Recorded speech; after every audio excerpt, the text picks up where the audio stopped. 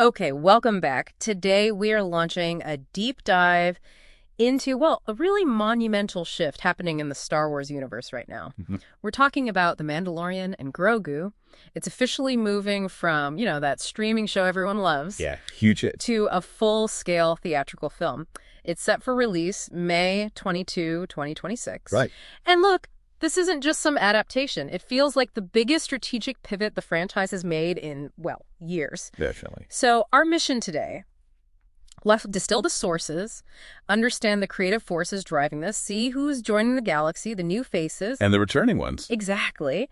And really unpack why the streaming hit is now basically carrying the cinematic future of Star Wars on its shoulders. That pressure, that kind of weight is absolutely key here. It's a huge vote of confidence in these characters that started on, the small screen. Right. And what's really strategic, I think, is the creative continuity. You've got Jon Favreau directing. He's also co-writing it with Dave Filoni. The main duo. The partnership that, let's be honest, rebuilt a lot of fan trust on Disney Plus sent. They're now tasked with building this new cinematic launchpad. With Lucasfilm backing, obviously. Yeah. Kennedy, Favreau, Filoni, Ian Bryce producing. All the heavy hitters are involved, yeah. So let's dig into that jump. The series started, November 2019? Star Wars' first live-action streaming show. That's right. And it built that connection so fast, Din Djarin and Grogu. That reluctant father-son thing. An emotional core. Yeah. Absolutely. That's what hooked people. It really brought a lot of fans back into the fold, didn't it? It did.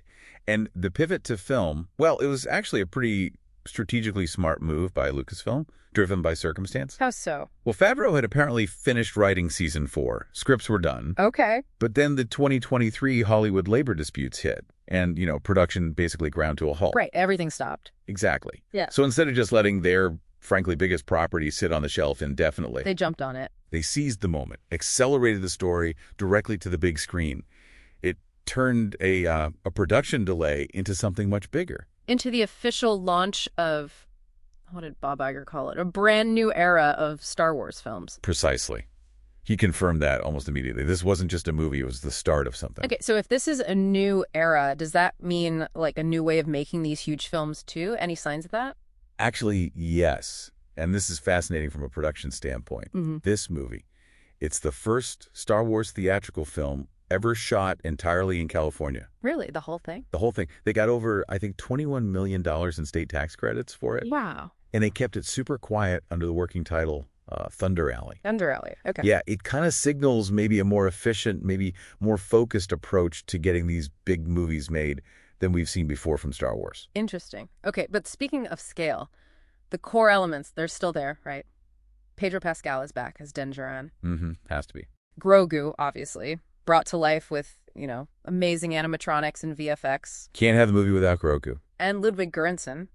Is he confirmed for the score? Yes, which is huge news. We could expect that really powerful sort of tribal orchestral fusion sound. Yeah. It's going to sound immense in a theater. Oh, absolutely. That score is the vibe. It really is. But look at the new cast joining. It shows the kind of, prestige they're aiming for. Sigourney Weaver. Wow, Sigourney Weaver in Star Wars. Yep. Playing a character named Colonel Ward, described as a seasoned New Republic officer, leader of something called the Adelphi Rangers. Okay, that instantly adds some serious weight to the New Republic side of things. Big time. And the villains are just as interesting, casting-wise. Who else? Jeremy Allen White.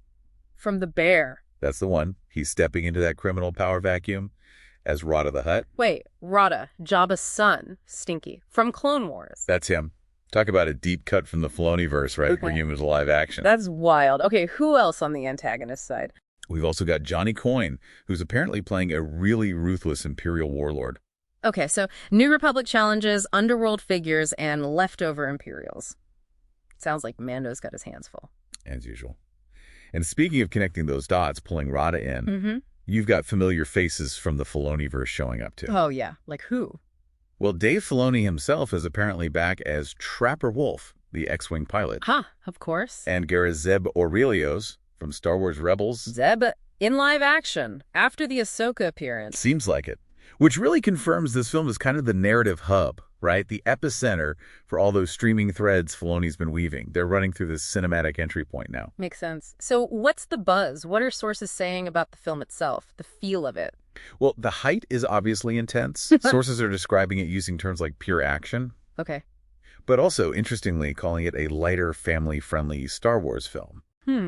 Pure action and lighter family-friendly. Can those two things really coexist easily? That sounds like a tricky balance to strike. It does. It'll be interesting to see how they manage that tone. Yeah. And we know there was a bit of drama around the teaser trailer release, right? It got delayed. Yeah, there's some noise online about that. Some people calling it like maybe a PR distraction tactic for other things happening. Right. But honestly, has any of that chatter actually lessened the core belief that this film really is meant to be, the beginning of a new Star Wars cinematic era? Not really, no. The focus seems solidly on this movie as the launch pad. The strategy behind it feels pretty clear. So if we kind of synthesize everything we've talked about, Yeah. what's really striking is how this story, Din Djarin's story, which started relatively quietly on streaming, maybe as an attempt to regain fan confidence after the sequels, Right, a bit more grounded. it's now been elevated. It's carrying the entire weight, the whole future of Star Wars cinema on its shoulders. Wow. That's quite a journey. It's a massive leap. From lone gunfighter and kid to the face of the franchise's next big screen push. So, thinking about the listener, what does this all mean for you watching this unfold? The sources frame this movie as the one intended to, quote, unite old and new Star Wars fans. That's the big promise. But, okay, considering that huge shift in scale we talked about, moving from TV to cinema, and the need to balance that small screen emotional heart with massive, pure action, what specific elements, beyond just the cool fights and the spectacle, do you think will actually be required to forge that unification, to really bring everyone together? That's the million-dollar question, isn't it? What beyond the surface level stuff makes it work for everyone? Something fascinating to think about while we all wait for May 2026. Definitely something to chew on.